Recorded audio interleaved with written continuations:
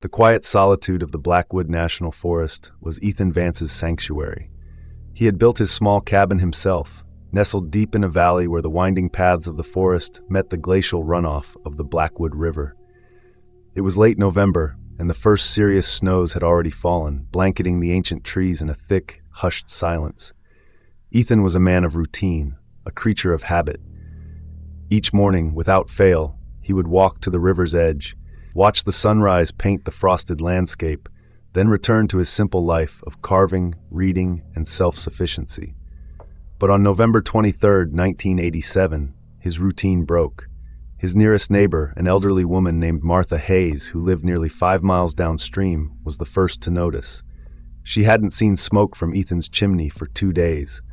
A small thing, perhaps, in such a vast wilderness, but in the close-knit, if spread out, community of the Blackwood, these were the signals that kept people alive. Martha, with growing unease, called the local sheriff's office. Sheriff Brody, a man whose roots in the Blackwood ran as deep as the trees themselves, knew Ethan Vance. He knew Ethan wasn't one to simply disappear. A small, informal search began that afternoon, comprised of Brody, 2 deputies, and a handful of local volunteers, hardy men and women who knew the forest intimately. They followed the riverbank, checked game trails, and circled Ethan's cabin. They found nothing. Not a single footprint in the fresh, untouched snow beyond his porch. It was as if he had simply walked away from existence. As the days turned into a week and the snow continued to fall, burying any faint trace that might have remained, the unease in the Blackwood deepened.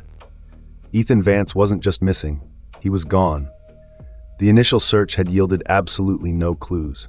His cabin was locked from the inside, his hunting rifle still racked above the fireplace, a half-finished wooden bird carving on his table. No sign of struggle, no forced entry, no note, just an empty space where a man should have been. Sheriff Brody knew they needed more. He assembled a larger, more organized search party. These weren't just volunteers now. This was a dedicated team. 6 seasoned woodsmen from the state's search and rescue, 3 experienced trackers from the neighboring county, and 4 additional local deputies, including Brody himself. They were equipped with maps, radios, GPS devices, primitive by today's standards but cutting edge for 1987, and enough supplies for a week in the harsh wilderness. Their plan was precise: divide into 2 teams, sweep the vast valley surrounding Ethan's cabin, paying particular attention to the higher elevations and the treacherous ravines that snaked towards the northern peaks. They were going to find Ethan Vance, dead or alive. They left on December 1st, a clear, brutally cold morning, their breath pluming in the still air. Their radios crackled with confident chatter as they ventured deeper into the snow-laden forest. The first few hours were uneventful. Team Alpha, led by Sheriff Brody, reported checking the western ridge. Team Bravo confirmed they were making good progress along the eastern slopes.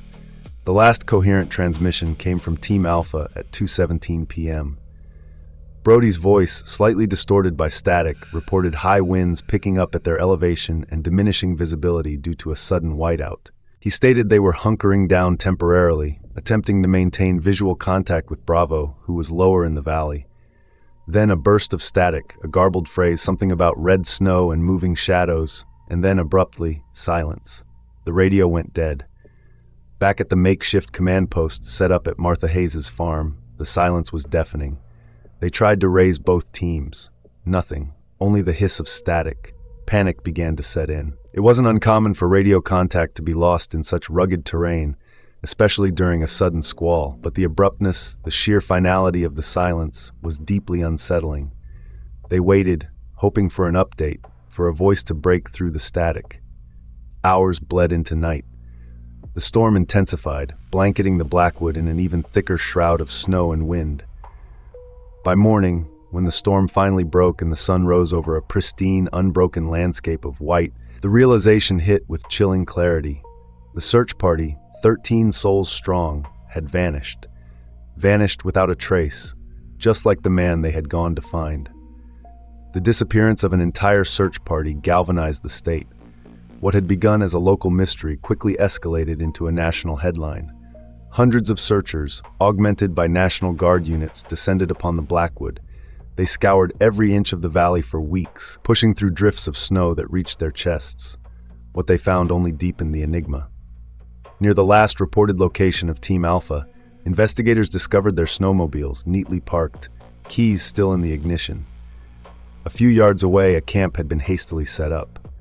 A fire was still smoldering, emitting a faint curl of smoke into the frigid air. Around it, 3 backpacks lay open, their contents spilled. A half-eaten can of beans, a thermos of still-warm coffee, a partially unwrapped chocolate bar. It was as if everyone had simply stood up and walked away mid-meal. Most disturbing was the shattered compass found near the fire, its needle bent and housing cracked, lying on a patch of strangely discolored snow, a faint, rusty red, quickly fading in the sunlight. Team Bravo's equipment was found several miles further east, similarly abandoned. Their radios, still functional, lay on the snow, but when tested, they only emitted static, as if their last transmission had been cut off mid-sentence, leaving the airwaves perpetually open to receive a signal that would never come. There were no bodies, no signs of struggle, no footprints leading away from the sites, just a few boot prints around the abandoned gear, ending abruptly, swallowed by the pristine snow. The official reports were an exercise in carefully worded futility. No definitive cause of disappearance found. Lack of evidence to support any single theory. The vacuum of explanation was quickly filled by speculation, both rational and chilling. Some theorized a sudden catastrophic avalanche, but no evidence of one was found, and the gear was too neatly abandoned. Others suggested a coordinated attack by an unknown group, perhaps radical survivalists living even deeper in the forest. But again, no signs of struggle, no weapons missing, no bodies. Why take the people and leave the equipment? The more unsettling theories began to circulate, whispered around campfires and in hushed tones in the local diner. What if the Blackwood itself had consumed them? The forest was ancient, its depths rumored to hold strange, unseen forces. Some spoke of a shared psychological break, a mass hallucination induced by the extreme cold and isolation, leading them to wander off into the blizzard, stripped of their senses. But experienced woodsmen trained for such conditions? It seemed impossible. And what of the red snow Brody mentioned? A trick of the light? A hallucination? Or something far more tangible, something that stained the ground before disappearing as quickly as the searchers themselves? The questions compounded, each more disturbing than the last. Decades have passed since that December morning in 1987. The cabins of Ethan Vance and Sheriff Brody still stand, silent monuments to an unsolved mystery. The Blackwood National Forest remains, vast and indifferent, its ancient trees continuing their slow, silent growth. Every now and then, a lone hiker or hunter reports a strange feeling in the valley, a sense of being watched, a fleeting glimpse of a shadow moving just beyond their periphery, or the distant, mournful echo of a sound that shouldn't be there. But nothing concrete, no bodies, no answers. The families of the missing are long gone or grown old, their hopes slowly eroded by time and the cold indifference of the wilderness. The official case files gather dust, marked unresolved. The woods keep their secrets, shrouded in snow and silence, holding within their depths not just the question of what happened to 13 men, but the chilling possibility that they walked into something that waited for them, deep within the heart of the Blackwood, and simply erased them from the world. What could possibly have caused an entire, well-equipped search party, led by experienced professionals, to vanish without a trace, leaving behind only the ghost of a meal and a broken compass pointing nowhere? And if it happened once, could it happen again?